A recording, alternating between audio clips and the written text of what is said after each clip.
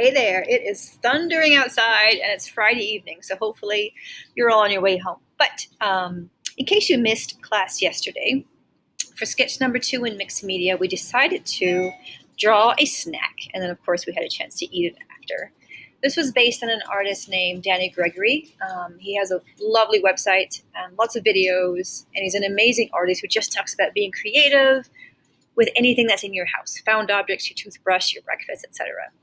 So what we did yesterday was to bring in some food, and then step 1 is to lay it out in a composition. Decide which things you can put in front of one another. You want to fill up that page, and then you have to decide if your paper is going to be vertical or horizontal.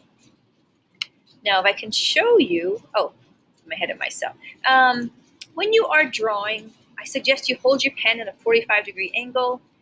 Take your time. This is a slow observational drawing. If you make a mistake, you just have to live with it because it's ink, and that's fine. We'll turn it into something creative like a font or a blob. I suggest you start from the top for that reason and kind of work your way down so your arm isn't in your drawing. Yesterday I did 3 of these, so one looks something like this. As you can see, I have 2 different pens that I flip-flop back and forth. One has a thicker nib and one has a thin one. Depends on what you want to do it with. I think I used a thicker one for the outline, went back in and added detail with my skinnier nib.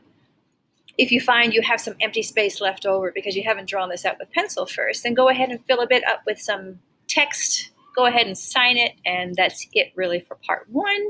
And you're left with something that hopefully looks a little bit like this.